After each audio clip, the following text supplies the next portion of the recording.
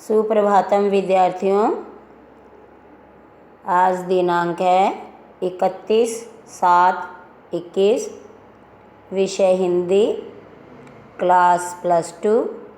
तो बच्चों, आज हम हरिवंश राय बच्चन की कविता पौधों की पीढ़ियाँ, इसकी व्याख्या पढ़ेंगे।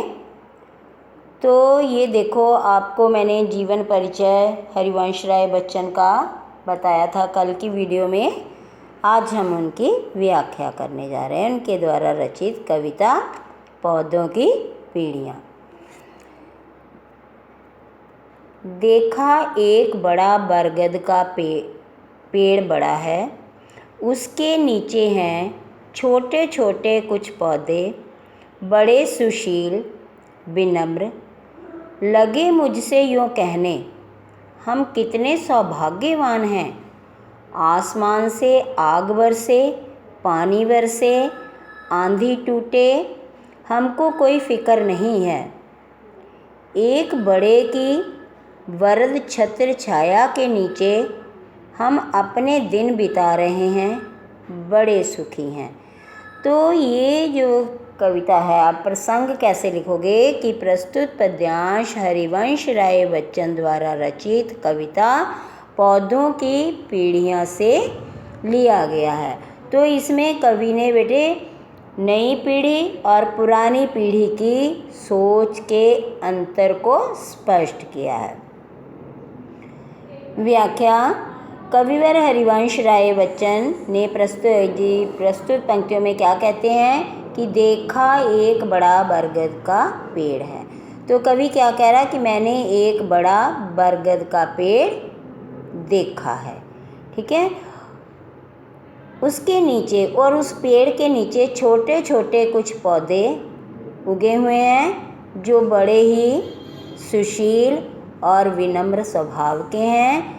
वो मुझसे कहने लगे मुझसे यूँ कहने। वे छोटे छोटे पौधे मुझसे मीन्स कवि से कहने लगे कि हम कितने सौभाग्यशाली हैं, हमारा भाग्य कितना अच्छा है। चाहे आसमान आग बरसाए, चाहे जितना मर्जी पानी बरसे, हम एक बड़े की बर्द छत्र छाया के नीचे अपने दिन बिता रहे हैं।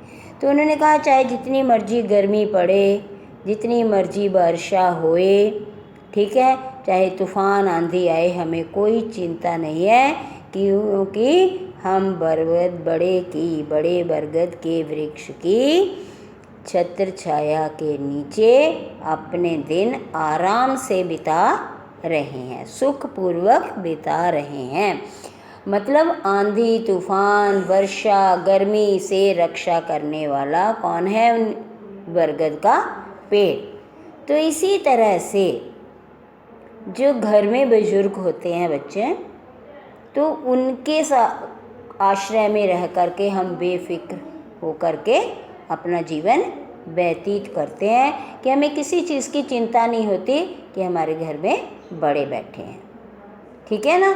तो यही इस कविता के माध्यम से यही बताया है कि नई पीढ़ी और पुरानी पीढ़ी की सोच के बारे में अंतर के स्पष्ट किया।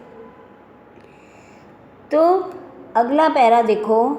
देखा एक बड़ा बरगद का पेड़ खड़ा है, उसके नीचे हैं छोटे छोटे कुछ पौधे, असंतुष्ट और रुष्ट।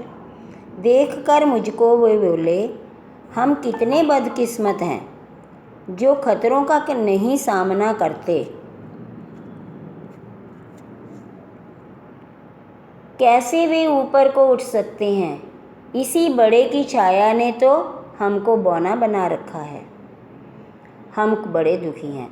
तो यहाँ पर वो थी आपकी पुरानी पीढ़ी की सोच। अब नई पीढ़ी की सोच देखो, ठीक है। तो इसमें क्या कवि ने कहा कि इस पंक्ति में क्या कह रहा है कि मैंने एक बरगद का पेड़ खड़ा देखा, जिसके नीचे जो उगे हुए छोटे छोटे पौधे अपने आप को क्या कह रहे हैं, हम कितने बदकिस्मत हैं कि हमें वो बड़े की छाया है, इसलिए हमें खतरों का सामना करना ही नहीं आया, सीख ही नहीं पाए हम कुछ भी, क्योंकि यह बरगद का पेड़ हमारे स्थान पर सब कुछ सहन कर लेता है। हमें कष्ट सहने का अनुभव ही नहीं हो पाया। बिना संघर्ष किए, बिना खतरों का सामना किए हुए हम उन्नति कैसे कर सकते हैं? तो मतलब कि हम उस बरगद के पेड़ की छाया के नीचे हम बढ़ ही नहीं सकते, क्योंकि वो हमें बढ़ने का अवसर ही नहीं देता। इसी तरह से जो नई पीढ़ी वो सोच रही है कि हमारे बुजुर्ग हमें हर बात पर रोक टोक करते हैं, तो हमें आगे बढ़ने का अवसर ही नहीं देते हैं, क्योंकि इस बड़े बरगद की छाया ने हमें बौना बना दिया है, इसलिए हम बहुत दुखी हैं। ठीक है, उसमें सुखी बोला, अब दुखी। नेक्स्ट देखो, देखा एक बड़ा बरगद का पेड़, उसके नीचे छोटे छोटे कुछ पौधे, तने हुए उदंड, देखकर मुझको गरजे, हमको छोटा रखकर ही ये बड़ा बना है।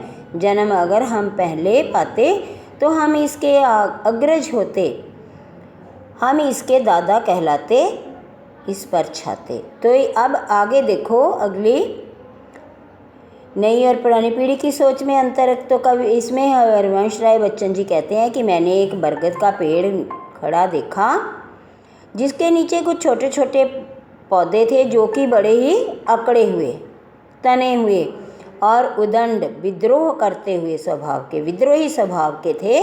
देखे तो वो क्या कहते हैं कि हमको छोटा रखकर, हमें छोटा रख के ये बड़ा बन गया। गरज कर बोले, देख कर मुझको, वो मुझको देखकर गरजे और बोले कि बरगद का पेड़ हमें छोटा बनाकर ही बड़ा बना है।